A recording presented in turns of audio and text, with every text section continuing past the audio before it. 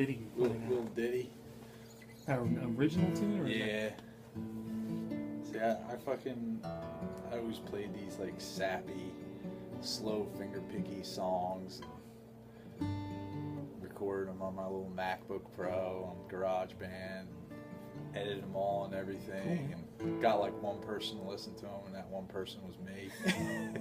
That's your own critic, right? I used to go out to open mics and I'd be like, "Hey everyone, I got 4 songs to play for you," and crickets. That was like when I got up there, it was like, "Yeah, let's go to the bathroom. Let's go have a smoke. Wait for this guy to be done."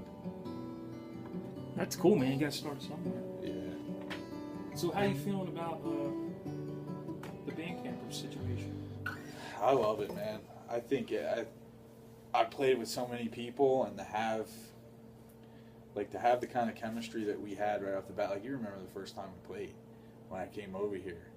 Like, I remember the very first time. The very first time was at the tavern, right? Or was it at... well, that was with me, you, and Mac. Yeah. That was like the first time I met you. That's where the magic happened.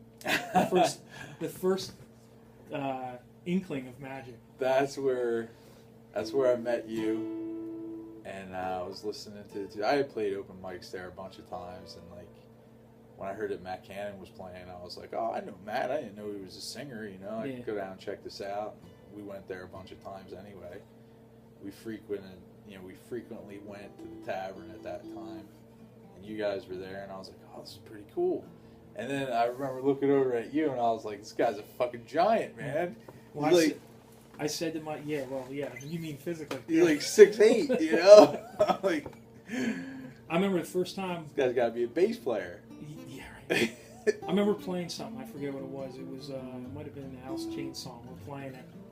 Oh, Nutshell, yeah. Yeah, you were playing something, and I was playing something, and I was like, the way the two guitars came together. I turned and I looked at you, and I was like, I got to get this guy in one of my fucking projects. It's like when Jake and I we started putting out the songs on SoundCloud of the Bandcampers from like 9 years ago, and I think of like it's like, wow, I have all the original guys that can get back together, but the one guy isn't going to be around, so I need to get somebody. I was like, man, he'd be perfect for the Bandcampers. And when you said you wanted to do it, man, to me it was like, okay. And then we jammed that first practice.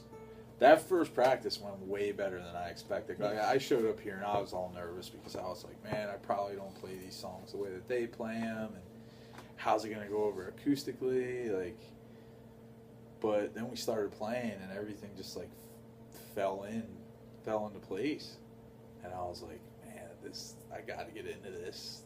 This is a gem. This is a diamond in the rough. And right here. I think style-wise, the way I play and the way you play, we mesh perfectly because we're not the same guitar player. We don't play the same way. We play things a little bit differently. Right. And I think a lot of bands, they run into a mistake of like, okay, it's like, do you get two guys battling each other for parts?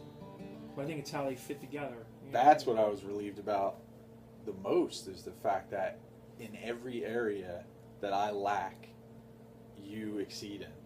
You know what I mean? Like, my rhythm, I still can't fucking play semi-charm kind of like. You're the only guy I know that can play that. And then you're pulling, when you play certain solos, like you pull notes out that I'm like, man, I can't turn on that note the way he can. You know what I mean? So it's like. So that was like, that definitely worked to our advantage. Because, like, anything I couldn't do, you could. Anything you couldn't do, I could help out with. You know what I mean? Yeah. So that was like, it was a recipe for success right there.